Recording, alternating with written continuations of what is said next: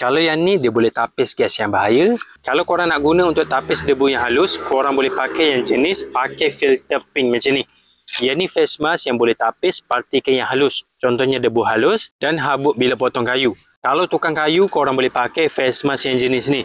Filter dia ni dia boleh tapis partikel yang halus. Filter dia pula korang boleh tukar ganti kepada yang baru. Filter jenis ni dia pakai kapas putih dekat bahagian dalam. Mudah untuk korang ganti baru bila dah tersumbat. Sebab filter dia ni dia ada banyak jual spare part. Filter dia pula jenis nipis dan jenis ringan.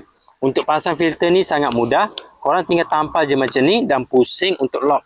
Bila dah lock, dah susah untuk buka dan jatuh. Filter dia ni pula jenis nipis. Bila korang pakai lama, dia tak rasa beban sebab filter dia ni ringan. Face mask yang jenis ni, bahagian body dia ni korang boleh pakai banyak kali.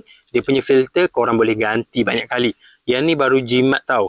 Selagi korang jaga bahagian utama dia ni, korang boleh pakai banyak kali. Korang boleh pakai lama dengan ganti je dia punya filter. Yang jenis ni dia ada dua mounting macam ni. Support bahagian atas dan support bahagian leher. Bila ada dua mounting macam ni, baru face mask korang ni dapat grip dengan cantik dekat bentuk muka. Nak pakai lama macam ni baru selesa sebab dia tak rasa rimas dan face mask ni tak rasa jatuh. Kalau ada satu je mounting, korang akan rasa face mask ni senang untuk gerak. Jadi nak pakai lama memang tak selesa dan kalau gerak macam ni, dia akan leaking bahagian udara dekat bahagian sini. Jadi udara yang tak bertapis akan masuk dekat sini. Kalau korang buat kerja dekat tempat berdebu, setiap kali udara yang korang sedut akan lalu dulu dekat filter bahagian kiri kanan macam ni. Dia akan tapis dulu. Jadi setiap kali korang sedut, akan sedut udara yang lebih bersih walaupun persekitaran tu berdebu dan habuk-habuk halus. Getah bahagian sini jenis lembut pula. Dia akan seal cantik dekat bentuk muka korang. Dia akan lekat dengan cantik. Jenis universal tau. Muka kecil boleh pakai, muka besar pun boleh pakai. Adjust je dia punya getah ni bagi ngam dengan bentuk muka korang. Dan getah bahagian sini dia akan lekat cantik ikut saiz bentuk muka korang. Jadi muka kecil, muka besar semua boleh pakai.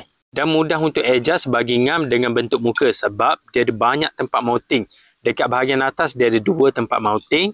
Bahagian bawah pun dia ada dua tempat mounting.